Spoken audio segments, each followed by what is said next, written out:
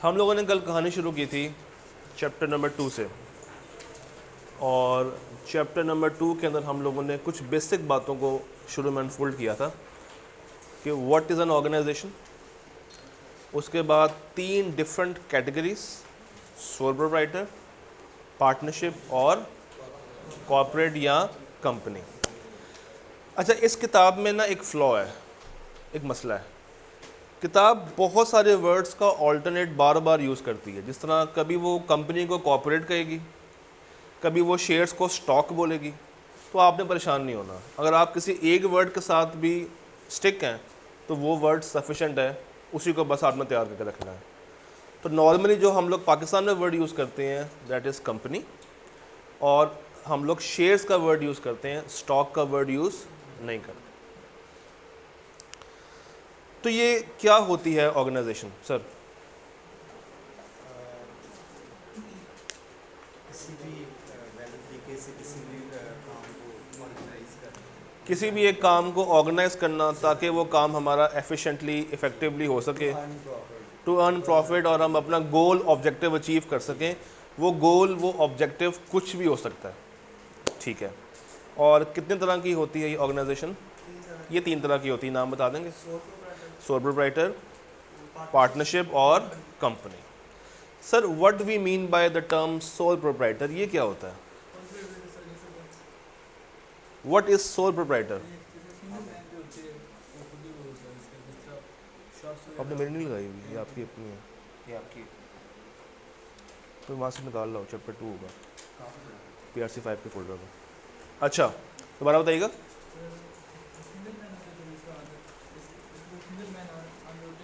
एक single owner होता है, ठीक है, ठीक है। वो सब कुछ खुद ही करता है, सब कुछ खुद ही वगैरह मैनेज कर रहा होता है, और चीज़ों को ऑपरेट कर रहा होता है, रन कर रहा होता है, चला रहा होता है।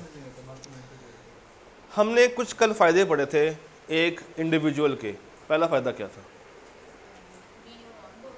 वो एक अपना खुद ही बॉस होता है, एक अपना खुद ही लीडर होता है, और वो अपने बिजनेस को खुद ही रन कर रहा होता है, चला रहा होता है। और फ़ायदा बता दें?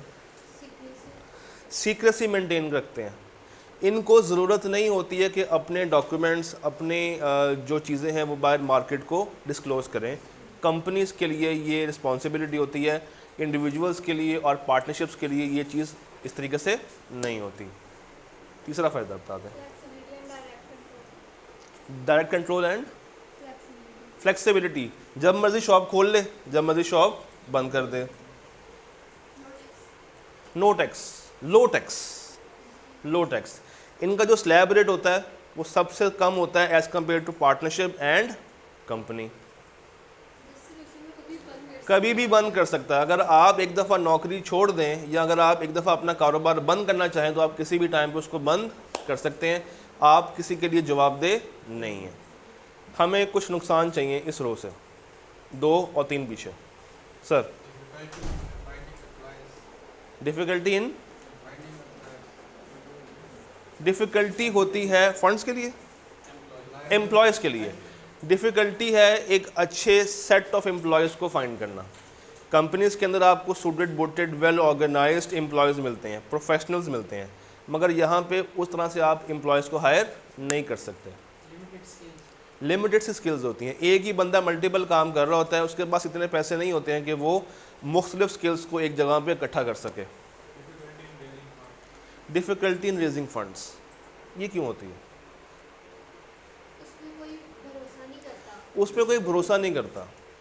जब वो किसी से पैसे मांगने के लिए जाता है तो लोग उसको शक की निगाह से देखते हैं कि पता नहीं ये पैसे हमें रिटर्न भी कर पाएगा या नहीं कर पाएगा।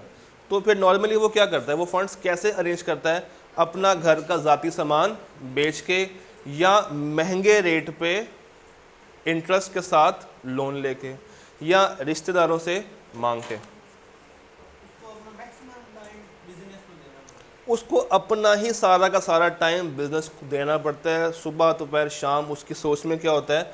बिजनेस, कैसे वो अपने बिजनेस को इम्प्रूव कर सकता है। अगर लॉस हो जाए तो सारा का सारा कौन बर्दाश्त करेगा? वो ही बंदा करेगा। सर, ऊंचा, मैं आपके पास करीब आता हूँ।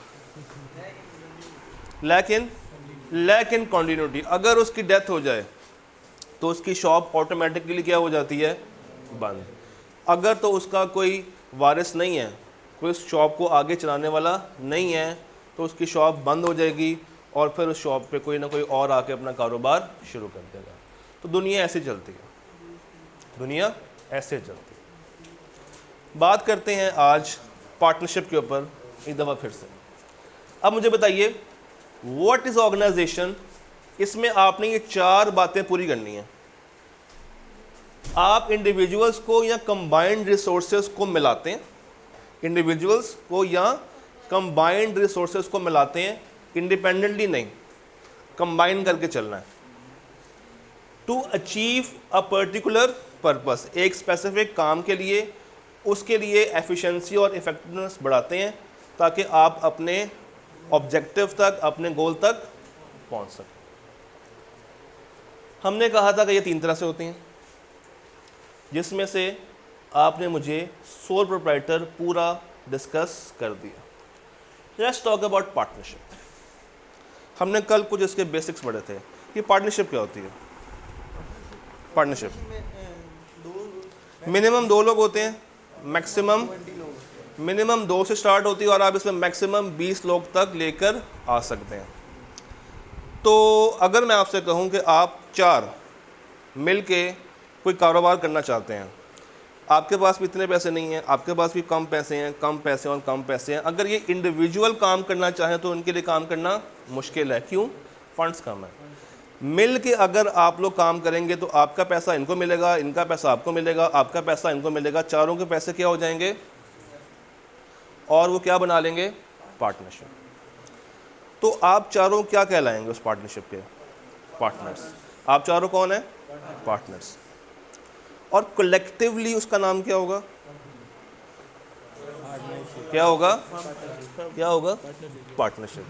कलेक्टिवली नाम क्या होगा? पार्टनरशिप। और इंडिविजुअल आप सारे कौन है उसके? पार्टनर्स। बताता हूँ, पार्टनरशिप का एक और नाम भी होता है फर्म, एक और नाम भी होता है एसोसिएट। एसोसिएट भी कहते हैं, फर्म भी कहते हैं और पार्टनरशिप भी कहते हैं। क्या पार्टनरशिप का कोई ओनर होता है? होता है। आप भी ओनर हैं, आप भी ओनर हैं, ये भी ओनर है और आप भी ओनर हैं। आप चारों ओनर हैं। क्यों? आप चारों का पैसा लगा है, आप चारों की स्किल्स इस्तेमाल हो रही हैं। तो जो जो पार्टनर है वो ऑटोमेटिकली कौन है? उसका ओनर। डन। क्या हमें पार्टनरशिप ज़बानी शुरू कर देनी चाहिए? नहीं, हमें उसके लिए एक रिटन एग्रीमेंट बनाना पड़ेगा। उसको क्या कहते हैं? Partnership deed. उसमें क्या क्या बातें आती हैं? प्रॉफिट कितना होगा, प्रॉफिट का शेयर कितना होगा, लॉस का शेयर कितना होगा। हम क्या बातें लिखेंगे उस डॉक्यूमेंट में?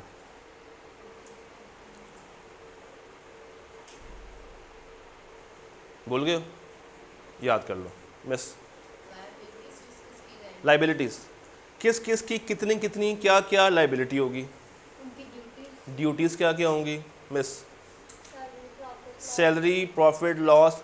अगर कोई पार्टनर सैलरी भी साथ लेना चाहता है एम्प्लॉय की तरह, तो वो सैलरी कौन लेगा, कितनी मैक्सिमम ले सकता है? इंटरनल कौन होंगे, एक्सटर्नल कौन? इंटरनली लोगों के साथ कौन डील करेगा और बाहर मार्केट से सप्लाईज वगैरह कौन लेकर आएगा?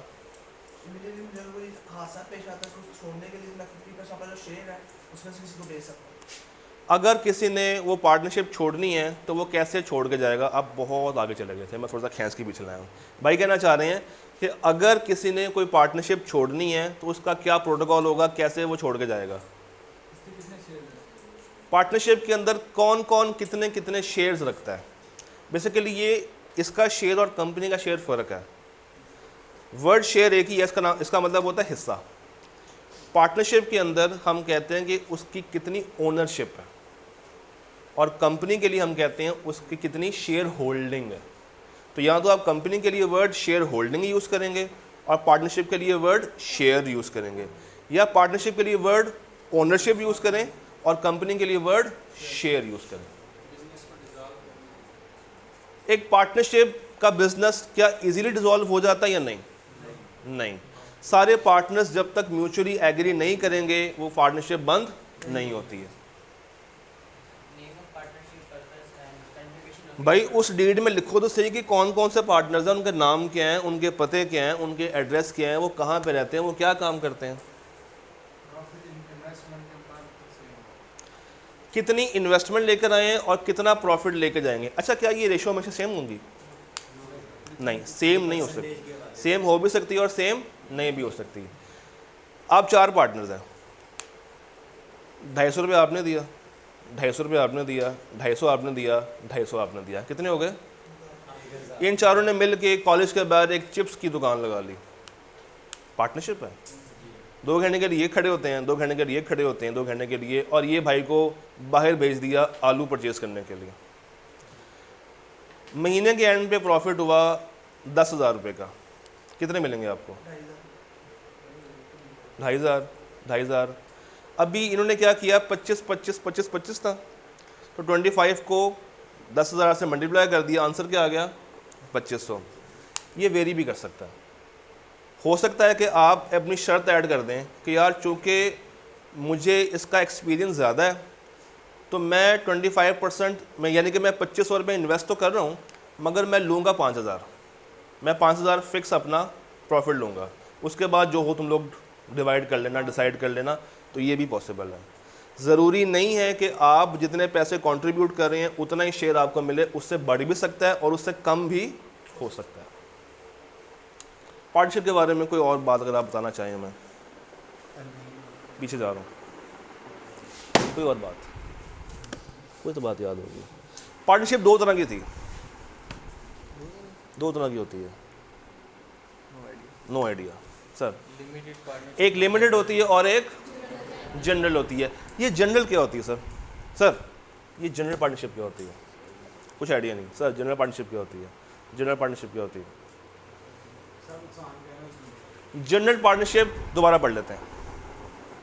देखें, नॉर्मली जिस तरह इंडिविजुअल्स के केस में होता है, उनकी लायबिलिटी क्या होती है? लिमिटेड नहीं, अनलिमिटेड। इसका क्या मतलब होता है? जितना लॉस है वो सारा का सारा बर्दाश्त करना पड़ेगा। यही कॉन्सेप्ट एज इट इज किस में है? पार्टनरशिप में। और इसका नाम क्या है? General partnership. तमाम पार्टनर्स की लायबिलिटी क्या है? अनलिमिटेड। क्या है? Unlimited. Unlimited liability. Each partner has unlimited liability for the debts of the business.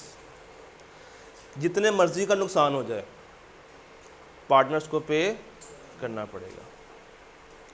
एक आपको मिसाल देता हूँ। आप 3 आपने चलाई एक पार्टनरशिप और इन भाई की गलत हरकत की वजह से आपका नुकसान हो गया। आप इनके पास कस्टमर बन के आए, नुकसान हो गया इनका 2 लाख रुपए का।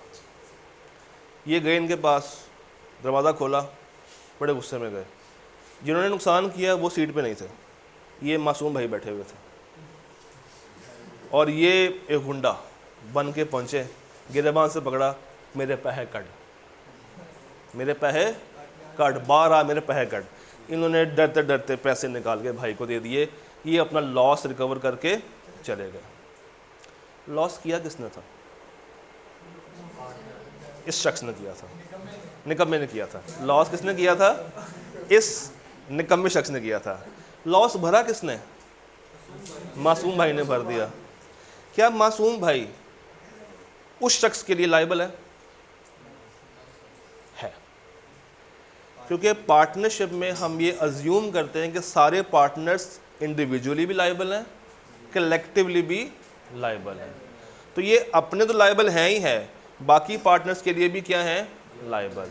बाकी पार्टनर्स के लिए भी क्या है? जवाबदेह या लायबल। मगर क्या वाकई में नुकसान इनकी वजह से हुआ था? नहीं। क्या इनका ये हक है कि ये इन भाई से वो 2 लाख रुपए रिकवर कर सकें?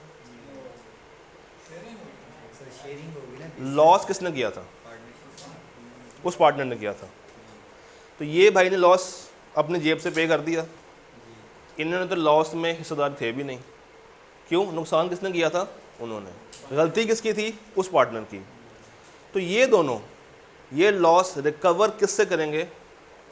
उस भाई से करेंगे। रिकवर किससे करेंगे? उस भाई से करेंगे। ये है इनका आपस का मामला। बट आप आप इन तीनों में से किसी से भी डिमांड कर सकते हैं।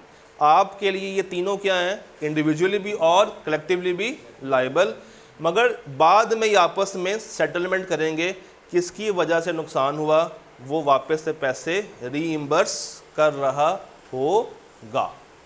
M I clear? लायबिलिटी वाली बात समझ आ गई? पक्की बात है। लिमिटेड पार्टनरशिप, लिमिटेड पार्टनरशिप ऐसी पार्टनरशिप होती है जो कि बहुत ही कम देखने को मिलती है, पहली बात, और नॉर्मली ये वहाँ पे होती है जहाँ पे रिस्की इन्वेस्टमेंट्स होती हैं। For example housing society, for example कोयले की कान से हीरे निकालना, ऑयल ड्रिल करना। नॉर्मली इसमें क्या होता है कि हमारे पास दो तरह के पार्टनर्स होते हैं।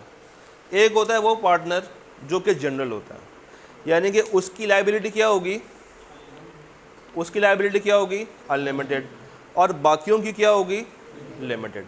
कम से कम एक लिमिटेड पार्टनर होना ज़रूरी है, तब जाके वो क्या बनेगी, लिमिटेड पार्टनरशिप। अगर लॉस हो जाए, अगर लॉस हो जाए, सोच के बताइए लिमिटेड पार्टनर कहाँ तक लायबल होगा? लिमिटेड पार्टनर वहाँ तक लायबल होगा जितनी उसने इन्वेस्टमेंट की है, बाकी के लिए लायबल नहीं होगा। तो फिर बाकी कौन लॉस पे कर रहा होगा, वो जनरल पार्टनर्स। डन? पक्की बात है। मुझे आपसे कुछ फ़ायदे चाहिए पार्टनरशिप के। एंड से स्टार्ट करते हैं। पार्टनरशिप के फ़ायदे बता दें। पहला फ़ायदा, परेशान क्यों हो गए हैं? हम क्यों पार्टनरशिप करें, क्यों अपना ज़ाती बिजनेस रन करें? पहला फ़ायदा क्या, कैपिटल ज़्यादा आ जाता है। कौन कौन इससे मुत्तफिक है कि पार्टनरशिप के बिजनेस में कैपिटल ज़्यादा आता है एज़ कम्पेयर टू इंडिविजुअल? कौन कौन इस बात से एग्री करता है? क्यों? इंडिविजुअल अगर हमारे पास पैसे होते तो ट्रस्ट नहीं करता, और हम मार्केट से फंड्स भी ज़्यादा कैप्चर कर सकते हैं। और पार्टनरशिप में क्या होता है, 250, 250, 250 और 250, इनका मिला के क्या हो गया, 1000। अगर ये इंडिविजुअल काम करते तो 250 के साथ कर रहे होते, तो फंड्स हम वहाँ से ज़्यादा कैप्चर कर सकते हैं। दूसरा बेनिफिट सर, ये भी लेस रेगुलर वे में चल रही होती है। जिस तरह इंडिविजुअल के ऊपर कोई बंदिश नहीं होती है लाइसेंस की, प्रोटोकॉल्स की, पार्टनरशिप के ऊपर भी इतनी कोई ख़ास बंदिश नहीं होती है। सर फ़ायदा क्या, ज़्यादा लोग तो ज़्यादा नॉलेज, ज़्यादा नॉलेज तो ज़्यादा स्किल्स, ज़्यादा क्वालिफिकेशन। इसका मतलब है कि डिसीजन मेकिंग आसान होगी या मुश्किल होगी? वेरी वेरी करेगा। आसान भी हो सकती है, मुश्किल भी हो सकती है। अगर इन चारों की ईगो इनके सामने आ जाए तो बहस करेंगे और कोई भी एक नतीजे पे नहीं पहुंच पाएगा। बट अगर चारों एक ही बात पे एग्री हो जाएं तो इत्तेफाक में क्या होती है, वो एक फ़ायदा अच्छा सा बता दें पार्टनरशिप का, ईज़ ऑफ फॉर्मेशन। 4 लोग मिले, डीड बनाई, जमा कराई, बन गई पार्टनरशिप। बस जिस तरह इंडिविजुअल में था, दुकान परचेज की, दुकान खोली, माल डाला, बैठ गए। पार्टनरशिप में क्या है, 4 लोग मिले, कॉन्ट्रैक्ट किया, पार्टनरशिप डीड बनाई, लॉ में या आप कह लें कि कोर्ट में जमा कराई, और तैयार, काम शुरू कर सकते हैं। सर प्यारा सा फ़ायदा अपने जैसा बता दें। नहीं आप प्यारे तो नहीं है। हाँ जी बताएं बताएं। इजीली क्या, ऊंचा बोलना यार, पहले पंखा चल रहा है। होगी बात, पैसे हमने रेस कर ली, कोई और अच्छा सा मुझे मैंने वो बताओ, फ़ायदा बताओ इसका, जल्दी से बता दो, बता दो।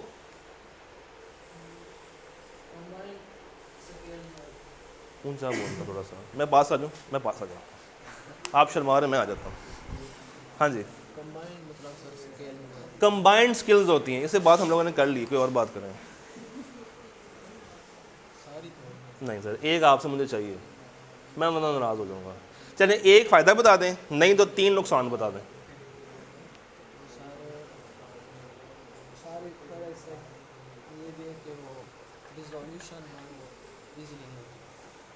कोई और फ़ायदा, ये भी बात हो गई है, मैं बाद में आता हूँ उनके पास। हम बात करते हैं पार्टनरशिप के कुछ नुकसान के ऊपर। कौन बताएगा नुकसान? यहाँ से स्टार्ट करते हैं। अक्सर बात फैसला करने में फैसला करने में मुश्किल आएगी जब ईगो आपने सामने आ जाएगी। शेयरिंग ज़्यादा हो जाती है प्रॉफिट। प्रॉफिट की शेयरिंग ज़्यादा है। पहले इंडिविजुअल में क्या था, एक ही बंदा सारा का सारा पैसा, मगर पार्टनरशिप में क्या होगा, डिवाइड हो जाएगा। डिसोल्यूशन क्या मुश्किल है? मुश्किल है। ये नहीं पता कि कौन जाएगा कौन आएगा। जब ये चारों मिलेंगे, इकट्ठा होंगे, म्यूचुअली डिसाइड करेंगे कि बंद करनी है, तब जाके बंद कर पाएंगे, अदरवाइज बंद नहीं कर सकते। क्या फ्लेक्सिबल आवर्स होंगे या नहीं होंगे? हो सकते हैं। इन्होंने कहा मैं सुबह 3 घंटे काम करूंगा, इन्होंने कहा मैं रात को करूंगा काम। ये रात को सुस्त हो जाते हैं, वो सुबह को सुस्त हुए होते हैं। तो फ्लेक्सिबल आवर्स में ये भी पॉसिबल है कि एक बंदा 8 घंटे से ज़्यादा काम नहीं कर सकता, मगर अगर 3 बंदे हों तो हर एक को हम 8-8 घंटे दे दें, तो वो पार्टनरशिप 24 घंटे चल रही होगी। ज़्यादा लोग होंगे तो ओपिनियन ज़्यादा होगा और कॉम्प्लेक्स चीज़ें होती चली जाएंगी। बात समझ आ रही है? आइए किताब से पूछते हैं, किताब क्या कहती है। किताब कहती है सबसे पहला ईज़ ऑफ फॉर्मेशन। पार्टनरशिप बनाना क्या है, सबके लिए आसान। जिस तरह सोल प्रोप्राइटरशिप आसान है, वैसे ही पार्टनरशिप क्या है, आसान। इसके लिए भी एप्लीकेबल लॉज क्या है, इतने ज़्यादा कॉम्प्लेक्स नहीं है। नेक्स्ट पॉइंट पढ़े ज़रा। फंड्स आसानी से हम जनरेट कर सकते हैं। क्रेडिबिलिटी बढ़ सकती है as compare to individual. Combined skills, फिर उन स्किल्स के अंदर डाइवर्सिटी आ सकती है। इन भाई को चिप्स बनाना बहुत अच्छा आता है, इन भाई को पैक करना बड़ा अच्छा आता है, इन भाई को आलूओं की पहचान बहुत अच्छी है, इन भाई को फ्राई बड़ा अच्छा करना आता है, हैं? वो डीलिंग बड़ी अच्छी कर लेते हैं। तो कंबाइंड स्किल्स यहाँ पे हम लोग अरेंज कर सकते हैं। फ्लेक्सिबिलिटी ऑफ डिसीजन मेकिंग, अब ये वेरी करेगा, ये हो भी सकता है और ये नहीं भी हो सकता, डिपेंड करेगा कि ये चारों का आपस में एग्रीमेंट क्या है। और इस पर कोई ख़ास तरह के कंट्रोल्स नहीं होते हैं जैसे कंपनीज पे होते हैं। नुकसान, लायबिलिटी क्या है, अनलिमिटेड। शेयरिंग ऑफ प्रॉफिट, आपस में क्या होगा, डिवाइड। और नॉर्मली किस रेशो में होता है, इक्वल। नॉर्मली किस रेशो में होता है, इक्वल में। मगर क्या हम इसको चेंज कर सकते हैं? कहाँ पे बताएंगे, कहाँ पे बताएंगे, पार्टनरशिप डीड पे। क्या आपस में डिफरेंस ऑफ ओपिनियन आ सकता है? आ सकता है। और इसको डिसॉल्व करना नॉर्मली क्या है, मुश्किल है। इसके नीचे एक लाइन लिखी, इसके नीचे एक पैराग्राफ आ रहा है 4 लाइनों का, ज़रा पढ़ें, ये पढ़ें ज़रा और मुझे बताएं इसका आसान मतलब क्या है। इसको पढ़ के जिसने मुझे इसका आसान मतलब बता दिया उसको जूस मिलेगा।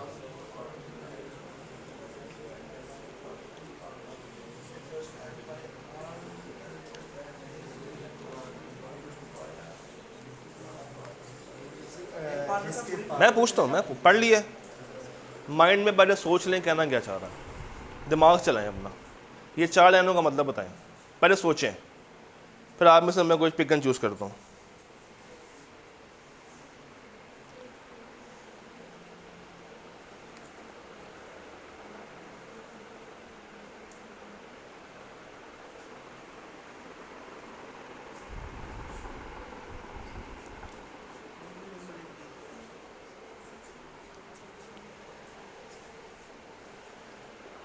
आपको मैं 2 मिनट दे रहा हूँ, आसानी से इसका तर्जुमा दिमाग में लेकर आए, फिर मैं आपसे पूछता हूँ क्या कहना चाह रहा हूँ।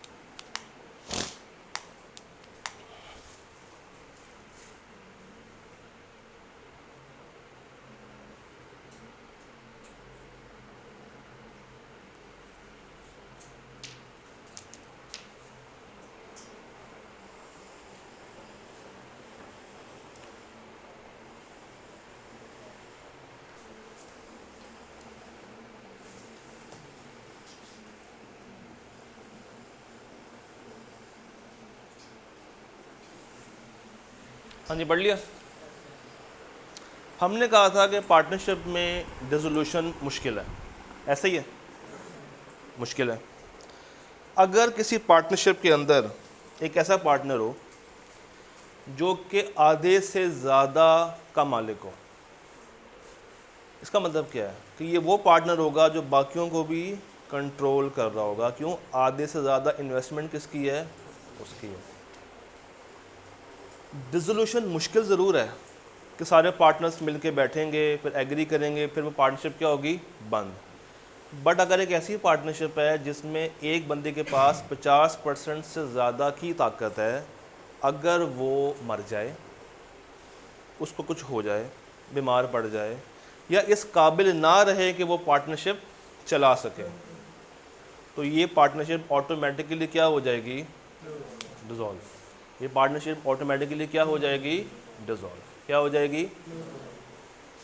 उनको लगता है कि एकदम से डिसॉल्व करना भी अच्छी बात नहीं है, क्योंकि हो सकता है कि इन्होंने कुछ आगे कॉन्ट्रैक्ट्स वगैरह किए हों और एकदम से डिसॉल्व करके क्या होगा? उनका नुकसान। तो डीड में, पार्टनरशिप डीड में पहले से ये तय कर लो कि अगर कोई ऐसा वाकया हुआ तो उस बंदे का जो हिस्सा है वो किसको मिलेगा, कौन आएगा और पार्टनरशिप कैरी ऑन करता रहेगा। डन? ये बात समझ आ गई? ये बात समझ आ गई है? किसी को नहीं तो मुझे बता दें। पक्की बात है? पक्की बात है। आपका इंडिविजुअल हो गया, आपका पार्टनरशिप हो गया। चैप्टर के शुरू में आते हैं। चैप्टर के शुरू में हमें एक एरिया मिलता है, टाइप्स ऑफ बिजनेस ऑर्गेनाइजेशन। हम लोगों ने कहा था कि बिजनेस नॉर्मली दो वेज में किया जा सकता है, या ये होता है फॉर प्रॉफिट या ये होता है नॉट फॉर प्रॉफिट। ये बात तो क्लियर है कि हम मुनाफा कमाने के लिए करते हैं या कोई ऐसा काम करते हैं जिसमें मुनाफे का एलिमेंट नहीं होता, हम उसको दुनिया के लिए कर रहे होते हैं। ऐसे कौन से फीचर्स हैं जो कि वेरी करते हैं आपके फैसलों में? यानी कि अगर आपने कोई बिज़नेस शुरू करना है तो आप सबसे पहले क्या सोचते हैं कि उस बिज़नेस का पर्पस क्या है? क्या मैं ये बिज़नेस मुनाफा कमाने के लिए कर रहा हूँ या मैं ये बिज़नेस मुनाफा कमाने के लिए नहीं कर रहा? तो अगर मुझे एक कंपनी बनानी है तो वो या तो प्रॉफिट कमा के दे रही होगी या प्रॉफिट कमा के नहीं दे रही होगी। पब्लिक सेक्टर ऑर्गेनाइजेशंस ये क्या होती हैं? नहीं, ये होती हैं वो इदारे, नहीं, ये होती हैं वो इदारे जो कि गवर्नमेंट के होते हैं, जो कि गवर्नमेंट के होते हैं। वर्ड पब्लिक सेक्टर हमेशा किसके लिए इस्तेमाल होगा? ये लिख लें, वर्ड लिख लें, वर्ड पब्लिक सेक्टर किसके लिए इस्तेमाल होगा? गवर्नमेंट के लिए। वर्ड पब्लिक सेक्टर किसके लिए इस्तेमाल होगा? गवर्नमेंट के लिए। पब्लिक सेक्टर, देखिए पब्लिक है ना, अवामुन्नास, और अवामुन्नास से कौन डील करता है? Government. Public sector organisations exist करती हैं कि वो अच्छी गवर्नमेंट दे सकें। नॉर्मली कहाँ पे होती हैं ये? Police force, education, health, national defence and so on. फिर ओनरशिप, पार्टनरशिप के अंदर ओनर कौन होता है? पार्टनर्स। इंडिविजुअल में कौन होता है? वही शख्स। कंपनीज में कौन होता है? Share holders. पब्लिक सेक्टर में कौन होता है? गवर्नमेंट। फंडिंग, कंपनी को कैसे फंड्स आएंगे? कंपनी को शेयर होल्डर्स पैसे देंगे, कंपनी मुनाफा कमाती है, अपना बिजनेस करती है और वो मुनाफा दोबारा से री इन्वेस्ट किया जाता है। अगर एक कंपनी ने साल के एंड पे 10 लाख रुपए कमाया है तो वो 10 लाख में से कुछ अपने पास सेव करेगी और बाकी 7-8 लाख रुपए वापस से अपने बिजनेस में डाल देगी, री इन्वेस्ट कर देगी। और अगर ड्यूरिंग द ईयर मज़ीद शेयर होल्डर्स आते हैं तो वो शेयर्स परचेज़ करके आए होंगे, और क्या मतलब है, उन्होंने शेयर्स के लिए पैसे दिए होंगे, तो वो पैसा भी किसको मिल रहा होगा? उसी कंपनी को मिल रहा होगा। फिर चैरिटीज़ को पैसा कहाँ से आता है? कुछ गवर्नमेंट उनको डोनेशन देती है, ग्रांट्स देती है। पब्लिक सेक्टर को पैसा कहाँ से मिलता है? गवर्नमेंट से। कहाँ से मिलता है? गवर्नमेंट से। अकाउंटेबिलिटी, क्या इंडिविजुअल किसी को अकाउंटेबल है? क्या इंडिविजुअल किसी को है? नहीं। पार्टनर्स हैं, पार्टनर्स हैं। एक दूसरे को। पार्टनरशिप के अंदर पार्टनर्स आर रिस्पॉन्सिबल टू, कंपनियों में क्या होता है? कंपनियों में क्या होता होगा?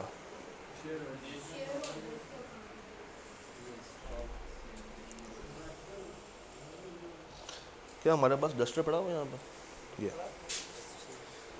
लेट मी शो यू कि कंपनियां चलती कैसे हैं।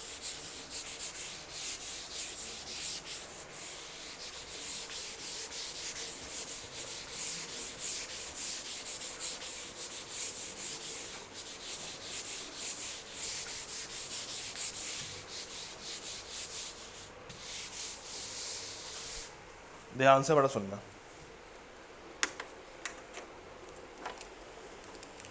चार लोग हैं, आप में से कोई नॉमिनेट करना चाहेंगे अपने नामों को? कोई से भी 4-5 लोग। नाम क्या है? आतिफ भाई। और ओ से यू से, यू वाले। और दाऊद, दाऊद इब्राहिम पूरा नाम है। और स्पेलिंग बोलो। एक और नाम बता दें। हमजा।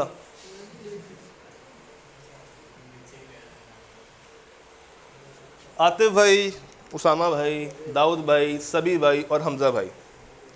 इनको एक दिन जोश चढ़ा। इन्होंने कहा कुछ तूफानी करते हैं, कुछ शशके वाला करते हैं। इन्होंने कहा कंपनी बनाते हैं। क्या बनाते हैं? कंपनी बनाते हैं और पैसा अर्न करते हैं। कंपनी बनाते हैं और पैसा कमाते हैं। जब इन्होंने अपने अपने पर्स देखे तो किसी के पास इतने पैसे अवेलेबल नहीं थे। इन्होंने क्या किया? इन्होंने एक डब्बा पकड़ा। ये बॉक्स है। ये क्या है? ये बॉक्स। आतिफ भाई घर से लेकर आए कुछ पैसे, लेट से 5 लाख रुपए। उसामा भाई घर से लेकर आए 2.5 लाख रुपया। दाऊद भाई ने इसमें डाला 1.5 लाख रुपया। सबी भाई ने डाला 3 लाख रुपया। कितने हो गए? 8, 10, 11, 12 हो गए।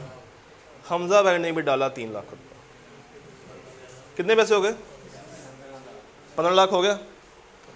यानी कि हमारे पास एक ए है, एक यू है, एक डी है, एक एस है और एक ए के पास कितने पैसे हैं? नहीं, ए के पास ए 5 लेकर आया था। हाँ। और यू भाई 2.5 लाख, दाऊद 1.5 लाख, सभी 3 लाख और हमजा 3 लाख।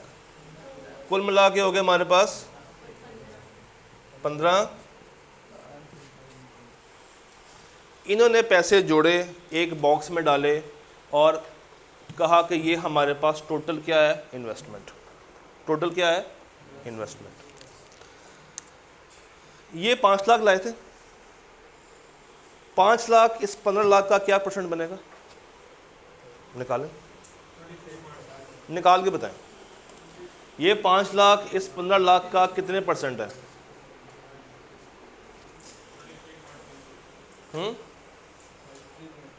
33 पॉइंट। ये 2.5 लाख, इसका निकालें। 16 पॉइंट कुछ आएगा। क्या आ रहा है? हैं?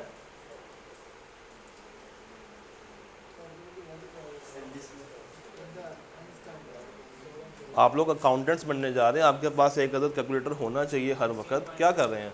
16 पॉइंट 1.5 लाख के साथ बताइए।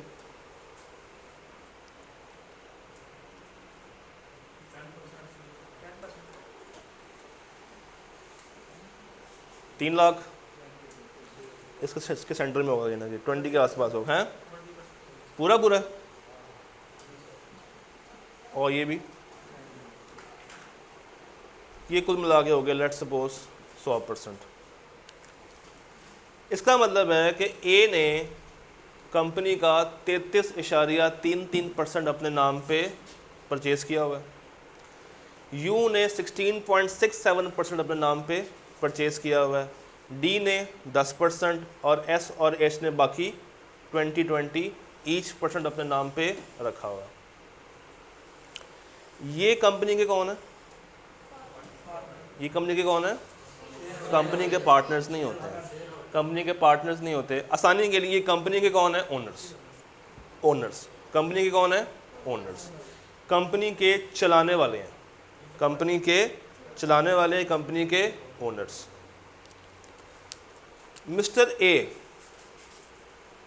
मिस्टर ए ने डिग्री ली हुई है MBA की और ये साथ CA भी कर रहे हैं। लेट्स से ये CA फाइनलिस्ट है।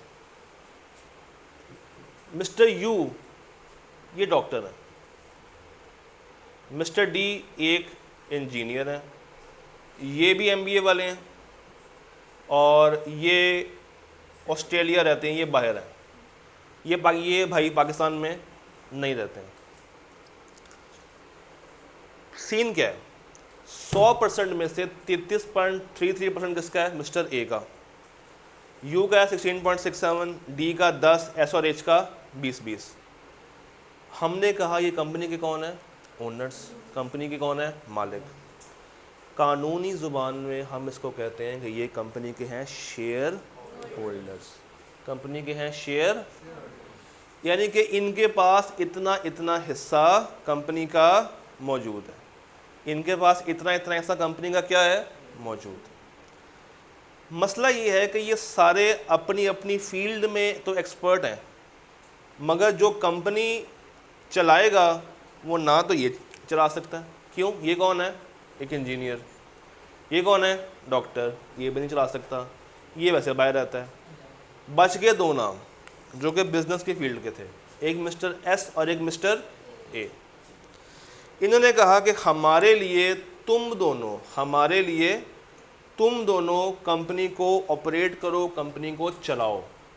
हमारे लिए तुम दोनों आओ, कंपनी को ऑपरेट करो, कंपनी को चलाओ। इनको हम प्यार से कहते हैं कंपनी के डायरेक्टर्स। कंपनी के डायरेक्टर्स।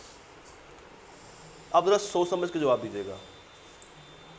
ए लाया था 5 लाख, एस लाया था 3 लाख। क्या ये कंपनी 8 लाख से चलेगी या 15 लाख से चल रही है? क्या यू के, डी के और एच के पैसे ए और एस के हाथों में आ गए हैं? आ गए हैं। क्या मैं ये कह सकता हूं कि पूरे कंपनी के एसेट्स, पता ना एसेट्स क्या होते हैं, पूरी कंपनी के असासे इन 2 लोगों के हाथों में हैं? क्या ये 2 लोग बाकियों को जवाबदेह हैं कि उनके पैसे कहां कहां पे इस्तेमाल हो रहे हैं? जवाबदेह हैं। यानी कि directors are always accountable to share holders. Directors are always accountable to share holders. Directors are always accountable to share holders. ये जब चाहे उनको कटहरे में खड़ा करके पूछ सकते हैं कि हमारे पैसे कहाँ कहाँ पे इन्वेस्ट किए हैं, हमें कितना मुनाफा आ रहा है, तुम लोग क्या काम कर रहे हो और क्या काम सही हो रहा है या काम सही नहीं हो रहा। इनके क्या लगे हुए हैं? पैसे। इनके क्या लगे हुए हैं? पैसे। पैसा लगाया है तो फिर मुझे पूरा हक है कि मैं पूछूं कि मेरा पैसा कहाँ पे इन्वेस्ट हो रहा है, और साल के बाद जो प्रॉफिट आएगा उसको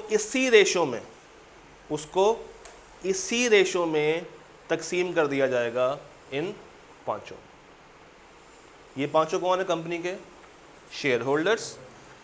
कंपनी का नाम कुछ भी हो, कंपनी एक सेपरेट लीगल पर्सन होता है। क्या होता है? Separate legal person. जिस तरह आप सब की अपनी अपनी कानूनी हैसियत है, आप लोग मार्केट में जाके सेल परचेज कर सकते हैं, कंपनी अपने नाम पे सेल परचेज करती है।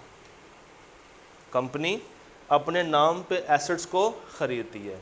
जो कंपनी में बिल आता है बिजली का, वो इनमें से किसके नाम पे आएगा? कंपनी के नाम पे आएगा। किसके नाम पे आएगा? तो कंपनी अपने असासे ख़रीदती है और कंपनी की अपनी क्या होती हैं? लाइबिलिटीज़। असासे भी उसी के नाम के होते हैं और लाइबिलिटीज़ भी उसी की होती हैं। M I clear? सर यहाँ तक बात समझ आ गई है? यहाँ से कहानी को हम कल आगे लेके चलेंगे। हाँ जी, सर इनमें से जो दो हैं वो इंटरनल हैं और जो तीन हैं वो एक्सटर्नल हैं, तो क्या दो internal को इंटरनल facilitate नहीं किया कर जाएगा? सकते हैं हम, इनको अलग से सैलरी भी पे करते हैं, उनको सैलरी भी पे करते हैं और वो सैलरी प्रॉफिट में से माइनस हो के पे होती है। इसके ऊपर हम लोगों ने कल बात करनी डिटेल में। Done sir. पेज नंबर 22 से लेके पेज नंबर 26 तक दोबारा से पढ़ के आना है, समझ आ गई है? पेज नंबर 22 से लेके पेज नंबर, एक और काम करके आना, 26 जहाँ पे एंड होगा, दिखाएगा किताब जरा, 26 जहाँ पे एंड हो रहा है ना, वहाँ से एक कॉन्सेप्ट स्टार्ट होता है लिमिटेड कंपनीज का। आप लोगों ने काम और करना है, पेज नंबर 27 पे जाना है, एडवांटेजेस से ऊपर ऊपर पढ़ के आना है। चलें, मैंने आपको थोड़ा सा एक एरिया और ऐड कर दिया है, पढ़ के आना है, सारी बातें होंगी, मगर कल मज़े की बात यह है कि जब आप लोग पढ़ के आएंगे ना, आपका इंटरेस्ट डेवलप हुआ होगा। तो आपने पेज नंबर 27 एडवांटेजेस से ऊपर ऊपर कवर करके आना है, हो जाएगा? सर ये पेज नंबर 25 पे जो एडवांटेजेस के ऊपर वाला दो लाइन पेज नंबर 25 ये LLP वाली बात ये कल करनी है हमने। तो 27 एडवांटेजेस से ऊपर ऊपर आपने कवर करके आना है, हो जाएगा? कर लेंगे। आपकी पहली असाइनमेंट आप तक पहुंच रही है आज की। अल्लाह दे वाले।